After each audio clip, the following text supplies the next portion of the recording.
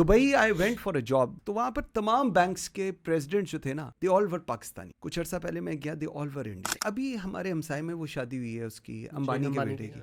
उसकी शादी का जितना खर्चा है हमारे पूरे मुल्क का लोन था। वो बचपन में सुनते थे ना, दोजक के ऊपर वो खड़े थे जल्लाद, हर दोजक के ऊपर, तो पाकिस्तान वाले पे कोई नहीं खड़ा था। उन्होंने कहा जी क्या हुआ है? कहते जी इनको ज़रूरत नहीं है, खुद ही टांगे काटते रहते हैं। आपका फिर वही बात, IMF के पास आप चले गए, आप पूरी दुनिया से विद ऑल ड्यू रिस्पेक्ट भीख मांग रहे हैं रोज़।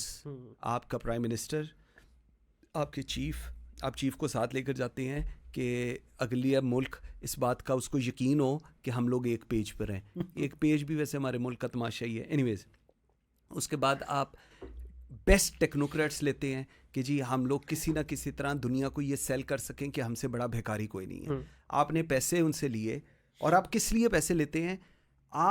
आपने अपने मुल्क के अंदर किसी, अभी हमारे हमसाए में वो शादी हुई है उसकी, अंबानी के बेटे की।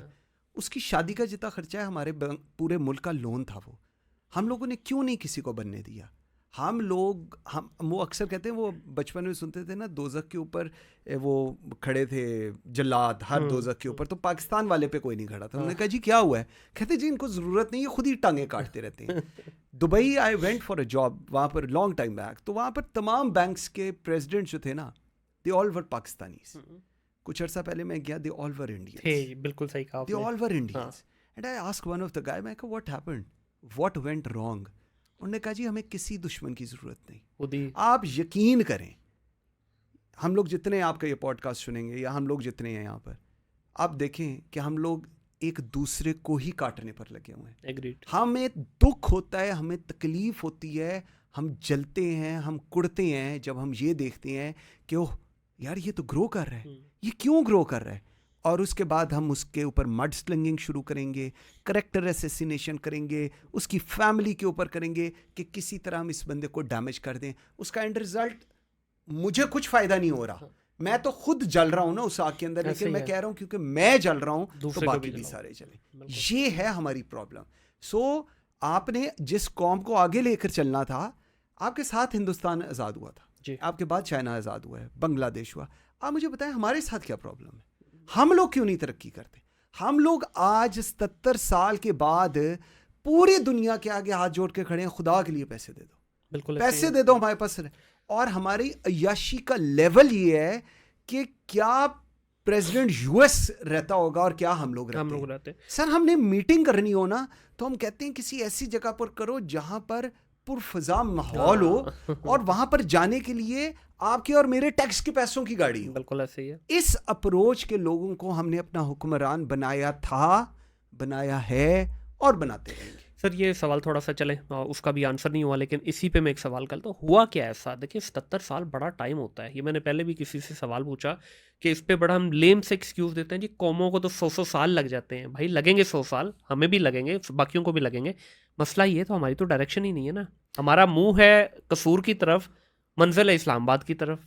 तो हुआ क्या एक्चुअली गलती? इसका कौन है इसके पीछे जो जिसने ये पूरा शैतानी अमल हमारे ऊपर किया? हम तो आज आके वहीं पे घुमा देते हैं ना कि जादू हो गया, टूना हो गया। है कौन जिसने इस पूरे निज़ाम को ट्रिगर किया? देखें, एक सवाल मैं अक्सर अब करता हूँ कि what went wrong with Pakistan, और उसका जवाब इतना कुछ ज़्यादा मुश्किल नहीं है समझना। ठीक है, आपका एक सिस्टम था।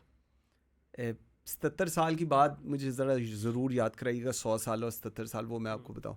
आपका एक सिस्टम था, और उस सिस्टम के तहत आपके पूरे मुल्क ने चलना था, आपके इदारों ने चलना था, आपकी पॉलिटिक्स ने चलना था, आपकी ब्यूरोक्रेसी ने चलना था, आपकी सिविल मिलिट्री रिलेशनशिप्स ने चलना था, आपकी फॉरेन सर्विस ने चलना, आपकी सारी चीज़ों ने चलना था।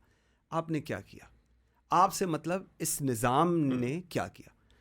आपने हर 5 साल 10 साल बाद समझा कि ये जो सिस्टम चल रहा है ये बकवास है, ये रद्दी है, ये कागज़ का टुकड़ा है। ये जो आइन आप 1973 का लेकर फिरते हैं, कागज़ का टुकड़ा है, it's nothing more than that. और आपने उसको फाड़ के फेंक दिया, और उसका एंड रिज़ल्ट क्या निकला? आपका सिस्टम फेल हो गया। ठीक है। फिर एक नए साहब आए, उन्होंने आके कहा कि मैं आपको बताऊंगा कि मुल्क क्या होता है, मैं आपको बताऊंगा जमहूरियत क्या होती है। आपने कहा हाँ ये लीडर है, ये मसीहा है, चलो हम इसके पीछे चलते हैं। उसके पीछे चले, 10 साल बाद पता चला उसको तो ये नहीं पता था कि मैंने करना क्या है। ठीक, आपका सिस्टम फिर फेल हुआ।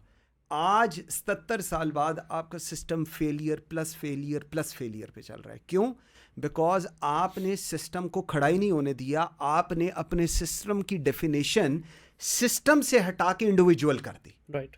इंडिविजुअल का मतलब ये हुआ कि ये शख्स, चाहे वो प्राइम मिनिस्टर है, चाहे वो प्रेसिडेंट है, चाहे वो चीफ है, चाहे वो जो मर्जी है, आपने कहा ये है जो इस मुल्क को आगे लेकर जाएगा। क्यों? क्योंकि उसकी इतनी अच्छी बातें थी कि आपको लगा कि ये जो बातें कर रहा है यही बदलेगा इस मुल्क को। आप उसके पीछे चल पड़े और मनहसुल कौम चल पड़े। बिल्कुल सही है। उसके बाद क्या हुआ? एंड रिजल्ट ये निकला कि आपको कुछ अरसे बाद अंदाजा हुआ, ओहो इसको तो पता ही नहीं था चीज़ों का, इसने तो हमारी लुटिया डुबो दी। So sir, at the end of the day आज जो है ना, वाइस पाकिस्तान को हुआ क्या? आपने अपने सिस्टम को इतना डाइल्यूट, इतना कमज़ोर, इतना तबाह कर दिया है कि आपका सिस्टम एग्जिस्ट ही नहीं करता। आप कोई डिपार्टमेंट ले लें, कोई डिवीजन ले लें, कोई ऑर्गेनाइजेशन ले लें गवर्नमेंट की, आप मुझे बताएं कि उसका सिस्टम चलता कैसे है।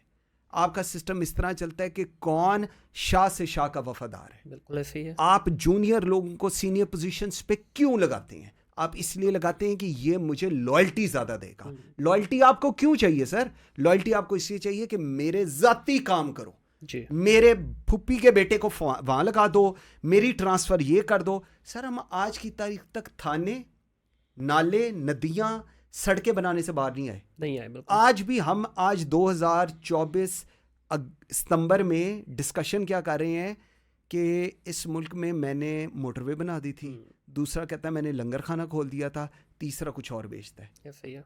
आप सोचें, आर यू फॉर रियल? हम लोग इस कौम के माथे पर क्या लिखा हुआ है जो आप लोग हर दफ़ा हमारे साथ ये करते हैं? और कितनी बेवकूफ़ है ये कौम कि हर दफ़ा इन पर यकीन करती है। ये है आपका प्रॉब्लम। आपने इस सिस्टम को आज की तारीख तक नहीं चलने दिया। आज भी आपका सिस्टम कहता है ये शख्स जो है ना, ये ठीक कह रहा है, इस पे चला लो। सही। सर, राइट इज माइट होता है। हमारे मुल्क में माइट इज राइट है। बिल्कुल सही है। जब माइट इज राइट है ना, तो फिर यही हो।